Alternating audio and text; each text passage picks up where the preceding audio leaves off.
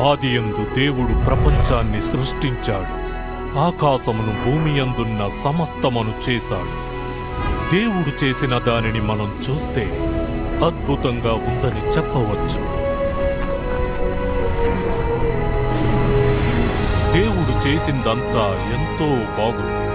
ఆయన సృష్టి, ఆయన గొప్పతనమును, మంచితనమును, ఆయన శక్తిని తెలుపుచున్నది. దేవుడు సమస్త జంతువులను, ప్రతి వృక్షమును భూమి మీద మొలిపించాడు. దేవుడైన యెహోవా నేల మట్టితో నరుని నిర్మించి వాని నాసికారంధ్రములలో జీవవాయువును ఊదగా నరుడు జీవాత్మ ఆయను. మొదటి మానవుడు ఆదాము అని పిలువబడెను.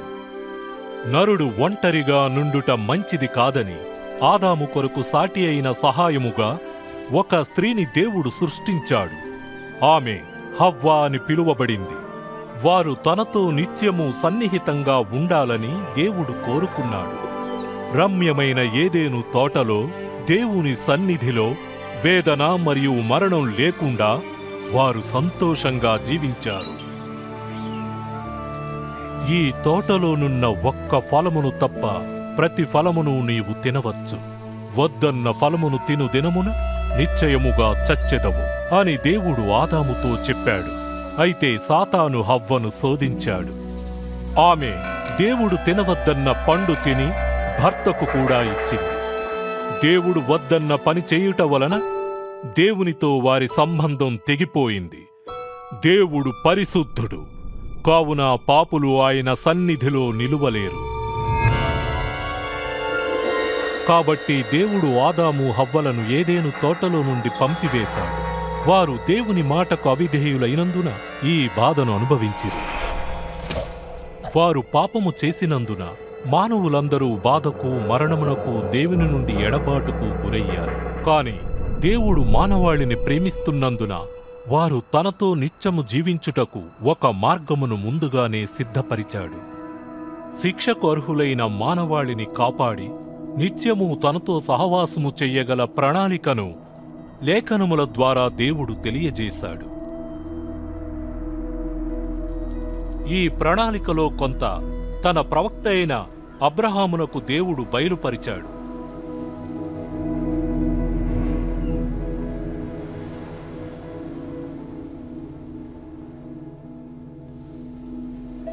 అబ్రహాము దేవుణ్ణి నమ్మి ఆయనను మహిమపరిచెను. దేవుడు అతనిని ఆశీర్వదించి అతని ద్వారా సమస్త జనులను ఆశీర్వదిస్తానని వాగ్దానం చేశాడు. నిన్ను ఆశీర్వదించి నిశ్చయముగా నీ సంతానమును సముద్ర తీరమందలి ఇసుకవలే విస్తరింపచేసి మరియు ఆకాశ నక్షత్రముల వలె చేసెదనని దేవుడు వాగ్దానం చేశాడు. అబ్రహాము దేవుణ్ణి నమ్మెను. అతని నమ్మకాన్ని బట్టి అబ్రహాము నీతిమంతుడని దేవుడు ప్రకటించాడు. ప్రజలు ఆయనను దేవుని స్నేహితుడు అని పిలిచారు. ఒకరోజు దేవుడు అబ్రహాము తన ఆజ్ఞకు లోబడునో లేదోనని పరిశోధించాడు. తన కుమారుని బలి అర్పించమని అబ్రహాముతో దేవుడు చెప్పాడు. అబ్రహాం తన సంతతిని ఈ కుమారుని ద్వారానే విస్తరింపచేసెదనని దేవుడు చేసిన వాగ్దానమును ఎరిగియుండి దేవుని నమ్మి ఆయనకు విధేయత చూపించాడు. అతడు తన కుమారుని దేవునికి బలిగా ఇవ్వడానికి సిద్ధపడ్డాడు.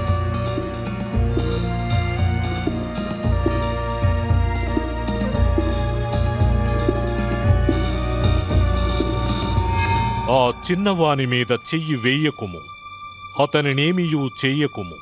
నీకు ఒక్కడైయున్న నీ కుమారుని నాకియ్య వెనుతీయలేదు గనుక నీవు దేవునికి భయపడువాడవని కనబడుచున్నది అని దేవుడన్నాడు. అప్పుడు అబ్రహాము కన్నులెత్తి చూడగా పొదలో కొమ్ములు తగులుకొనియున్న ఒక పొట్టేలు కనబడెను. అబ్రహాము వెళ్లి ఆ పొట్టేలును పట్టుకొని తన కుమారునికి మారుగా దహనబలి అర్పించెను. కృపా కనికరములు గల దేవుడు అబ్రహాము కుమారుని స్థానంలో బలిగా అర్పించుటకు ఒక పొట్టేలును ఇచ్చినప్పుడే మానవాళి పట్ల తనకున్న గొప్ప ప్రేమను చూపించాడు. మానవులందరి కొరకు తాను చెయ్యబోయే అంతిమ బలియాగమును గురించి కూడా ఆయన బయలుపరిచాడు.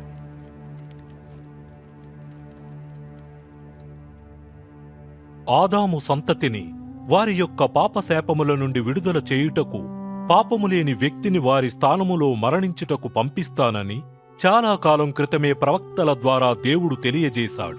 ఆయనను నమ్మిన వారికి ఈ బలియాగము ద్వారా దేవునితో నిత్య సహవాసము చేయుటకు మార్గము తెరవబడును. ప్రవక్తలు ఆయనను మెస్సయ్య అని పిలిచారు. ప్రజల పాపముల నుండి విడిపించుటకు, వారిని దేవుని నామమున నిత్యము పాలించుటకు మెస్సయ్యను దేవుడు పంపిస్తాడని ప్రవక్తలు ప్రవచించారు. కొన్ని వందల సంవత్సరముల క్రితమే మెస్సయ్య చెయ్యబోయే కార్యములను మరియు పొందబోయే శ్రమలను గూర్చి ప్రవక్తలు తెలియజేశారు. మెస్సయ్యతో నీవు నా కుమారుడవు అని దేవుడు చెప్పునని ప్రవక్తలలో ఒకరు చెప్పారు. దాని అర్థం శరీర సంబంధమైన కుమారుడు అని కాదు. దేవుని కుమారుడు అనే నామము మెస్సయ్యకు దేవునితో గల సంబంధాన్ని, లోక రక్షకునిగా, ప్రభువుగా ఆయన పాత్రను వివరిస్తుంది. ప్రవక్త అయిన యెషయా కన్యక గర్భవతియే కుమారుని కనును అని ప్రవచించెను. ఈయన కన్యక గర్భమందు మనుష్య కుమారునిగా జన్మించి దేవునిని లోకమునకు వెల్లడిపరచడానికి పంపబడిన నిత్యమైన దేవుని వాక్యమయ్యున్నాడు. మెస్సయ్య బెత్లెహేములో జన్మించునని ప్రవక్తలు ప్రవచించిరి. ఆయన వారి రాజుగా యెరూషలేములో ప్రవేశించునని మరియు 30 వెండి నాణెములకు తన శిష్యుని చేత అమ్మబడునని వారు ముందే తెలియజేశారు.